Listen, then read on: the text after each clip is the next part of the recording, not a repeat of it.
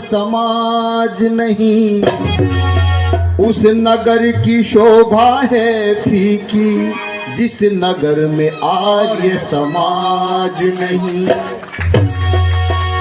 वक्त नूर से बेनूर बना देता है, बहुत अच्छे। जख्म छोटा सा नासूर बना देता है।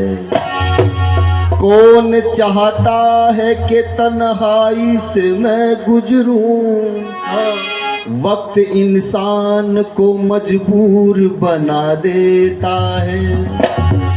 परमेश्वर है। कौन कहता है समाज परमेश्वर को नहीं मानता? दूसरे नंबर पर ही बता दिया को ईश्वर है कैसा, उसके लिए कमाल कर दिया। ईश्वर कैसा है? जिसमें ये लक्षण हो, जिसमें ये गुण हो, वो ईश्वर है।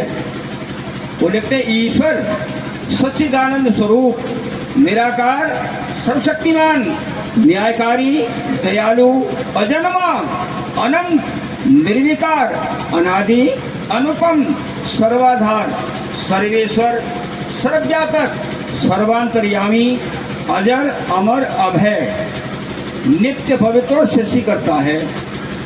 उसी की उपासना करनी योग्य है। कितने कमाल की बात हुई। अब ऐसे ईश्वर को बता दिया। अब तक आर्य समाज का यही कार्य है। लोग कहते हैं कि भीड़ नहीं होती। देखो भीड़ हमेशा, यहाँ से हम कहते हैं बात अच्छी नहीं होती, इतनी भीड़ हुई है। 4-5 साल घंटे तक आचार्य छात्र जी गाँव में जाते थे, प्रचार करते थे। डॉक्टर साहब के गाँव में भी वो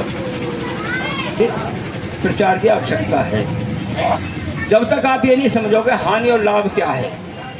देखो इतनी बढ़िया औषधियाँ ये इस यजुर्वेदी में डाली गई। बहन और भाइयों, हम पूरे दिन इस शरीर के लिए ही करते हैं।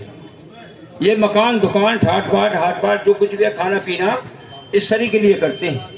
लेकिन बहन और बेटी और भक्तजनों, ये शरीर को जो चला रहा है, जो इस शरीर को चला रहा है, ये उसी के लिए तो है। ऋषि ने कहा है लोगों, यज्ञ वही श्रेष्ठतम कर्म, इसका करना धर्म है। यज्ञ और भजन, ये तो आत्मा की कार्यक्रम बहुत बढ़िया चल रहा है। और देखो एक बिच्छू का टोल था, बिच्छू का टोल जा रहा था। किसी ने कहा भाई ये बात बताओ, तुम में सरदार कौन है? बिच्छू के टोल में सरदार कौन है? उसने कहा सहज में किसी की सोच को हाथ टेक दे। भैया सतवीर जी, रामवीर जी, सोमवीर जी, ओमवीर जी, विमल जी और प्रमोद जी और आचार्य जी, सारे लड़ी लगी हुई है। तो देखो ऐसा है, समय के अनुसार ऋषि में दयानंद का आगमन हुआ। यदि ऋषि में दयानंद का आगमन ना होता तो बहन और बेटियों हमारा ये नाम भी ना होता जो आज हमारे नाम है। क्योंकि नाम सारे को हम भूल चुके थे और भूल जाते। ये उन्हीं की कृपा है जो आज यज्ञ से जुड़िए, भजन से जुड़िए और हवन से जुड़िए। तो आपका बहुत बहुत धन्यवाद। इन्हीं शब्दों के साथ आगे फिर कि 25 मिनट में अपनी बात, क्योंकि समय की सीमा है, समय किसी को माफ नहीं करता। पुनर्दत्ता घृता जानता संग में मही, उस तन की कौन बड़ाई करे जिस तन से हुआ शुभ काज नहीं। वो नारी निंदा के योग सदा जिस नारी के नैनों में लाज नहीं। उस सभा में जाना ठीक नहीं।